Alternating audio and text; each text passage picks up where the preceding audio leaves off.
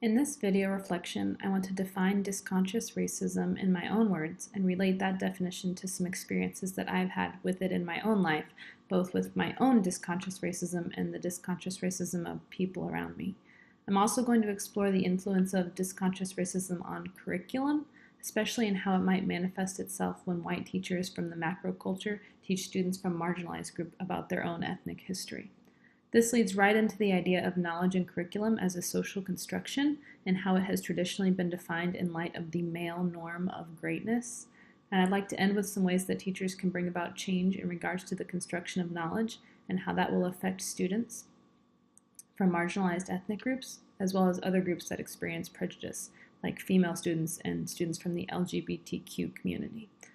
To begin with, I need to define disconscious racism. Racism, by itself, is defined as the belief that one race, typically the one of the dominant culture, is superior to others and has the right to dominate other racial groups. So how is disconscious racism different? Well, according to Joyce King in her article Disconscious Racism, Ideology, Identity, and the Miseducation of Teachers from 1991, she states on page 135 that disconscious racism recognizes and outwardly opposes racism, yet still upholds the underlying ideas of inequality through uncritical habit.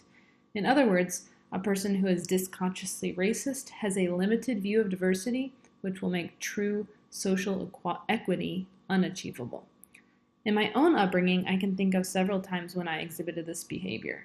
For example, I viewed some African Americans as lazy or unmotivated, as they were not doing what they could to climb out of poverty. Of course, I was completely disregarding the fact that many minority groups start life at a disadvantage because of systemic racism and cycles of poverty, but more than that, I was not recognizing that, as King states on page 138, opportunity in America is tied to the assimilation to mainstream norms. I was covertly asking all African Americans to assimilate to what I saw as the right way of life, as a white person, in a system that makes it difficult for them to do so. Another example of disconscious racism in my life would be when I was learning about the affirmative action movement when I was in high school. I was shocked to think that people may earn spots in a college or a job without earning them based on the name of diversity. In other words, I was shocked that a movement was actively working against white privilege and trying to disrupt the status quo. When I became a teacher, I had to face some of these behaviors head on. For example, when my African American students used African American English in their papers or had a more participatory style of class engagement, I tried to make them conform to the dominant white norms that King discusses on page 135.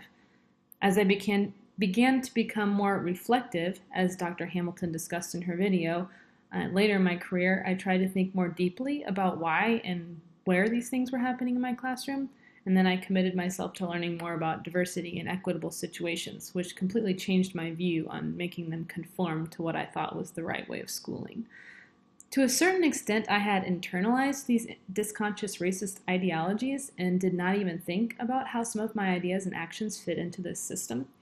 This is something that I continue to think about as I face similar worldviews in my family and my coworkers. Just this week, actually, I had a discussion with one of my coworkers about multicultural education when she saw me reading the textbook for this class, and she immediately began bemoaning the loss of the great American melting pot. Even though I knew it would be uncomfortable, I decided to engage her in a conversation about how we tie opportunity to assimilation and how that can lead to the loss of diversity, and she vehemently disagreed with me and began to bemoan the idea of white privilege. As a white person who's trying to actively work against her disconscious racism, I felt the need to engage in this conversation. And King gave me the vocabulary to describe why my coworker and others might respond to me in this way. On page 136, she says, "A reorganized society without racial privilege would require a fundamental shift in the way that white people think about their status and self-identities." Well, this quote reminded me of an episode of This American Life podcast that I listened to in October of 2016. In the podcast, they talk about the city of St. Cloud, Minnesota, who has in recent years seen a huge increase in their immigrant population, specifically Somali refugees. The white people in the town are quickly becoming the minority with the influx of immigrants, and there has been a huge outcry from these white people against immigration. Their society is reorganizing itself without their consent, and they're not ready to give up their status as the majority dominant monoculture. This is exactly what King is talking about when we have to give up the status quo in order to have a truly equitable society. So, what has caused this disconscious racism in myself, in my coworkers, and in the people of St. Cloud?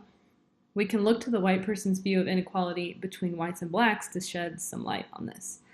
In King's experience, when she taught this course on disconscious racism, many of her students, who were mostly white and from a privileged background, pointed to slavery as the tipping point in inequality. They believed that African Americans have never recovered from slavery and will always be viewed as ex-slaves, as she explains on page 137.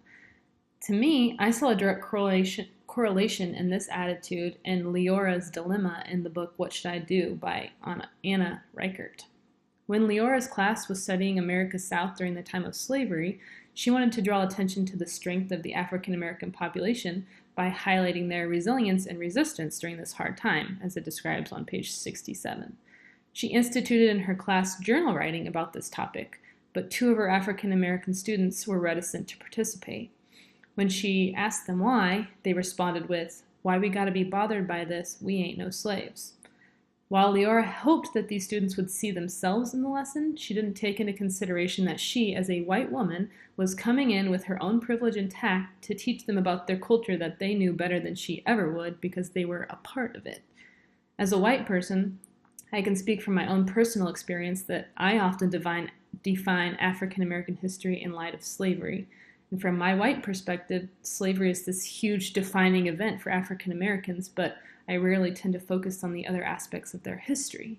And as Joyce King noted on page 138 of her article, a focus on slavery naturally devalues the African American cultural heritage that is much more vast than just being a slave in the past.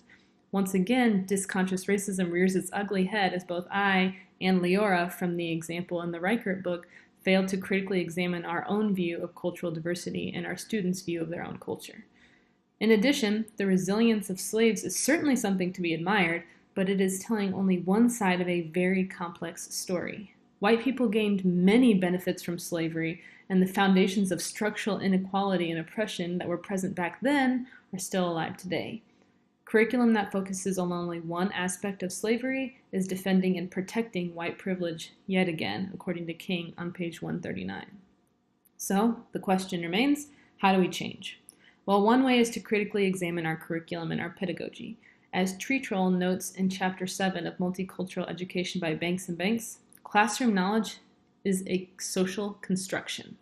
In other words, the knowledge builds on the roles of teachers, students, textbooks, community members, and current events, and it's ever evolving, as she states on page 135. Unfortunately, in the past, this social construction has not been multifaceted. As she states on page 135, women and other marginalized groups must often give up their voices when they seek mastery on the terms of the dominant culture. Curriculum for a long time lacked women and people of color. When these groups were included, they were often included according to the male norm of greatness or humanness, and they are considered, as the chart on page 128 of Banks and Banks notes, the exception or the deviant rather than the norm of the society. That's when you see women and people of color in the sidebars or the little fun facts sides on the textbooks. Furthermore, when minority groups are included in curriculum, they can be portrayed in relationship to their deficits, seen as the victim. This is the ex-slave narrative that both King and Reichert were alluding to in their works. Instead of portraying groups in this light, curriculum and knowledge should be complex, multicultural, multiracial, and give voice to all who have not traditionally had a voice. As the quote from Rosaldo on page 135 states, in diverse classrooms, the question of the other begins to dissolve. Who gets to be the we and who gets to be the other rotates from one day to the next. In other words, all experiences are represented in this curriculum. When all experiences are represented, they all become part of the social construction, and students gain a more diverse and comprehensive view of the world and the human experience. So how can teachers make sure they're teaching in a way that will promote diversity in their students and not promote disconscious racism? Well, first, teachers need to be open to evaluating their own political and ethical indoctrination, according to King on page 140. This means they need to be willing to admit their own wrongness and their ignorance. It can be hard to think about how these ideologies that you don't even know are there are affecting everything you do, but it's essential if you want to be a good teacher who can reach all of her students who come from diverse backgrounds. Furthermore, teachers need to be able to critically examine their textbooks and curricular materials for disconscious racism and other negative attitudes. They can't choose books where women are just seen on the sidebar. They can't choose books where only the white perspectives are shown. They can't choose books that only focus on the slaveholder's perspective or only on the American perspective during Japanese internment, or don't include any Jewish people's perspective on articles about the Holocaust. They have to show the perspectives from those own voices. These same ideas directly apply to the inclusion of LGBTQ students, as they have similar problems in lack of representation and misrepresentation in textbooks and literature choices. In my own classroom, I must give voice to my students of color and my students of different gender and sexual identities to make sure that I'm providing curriculum that shows these differing perspectives so we can construct knowledge on the voices of those who have not always had a voice. I'll continue to try to do that as I learn more about this topic.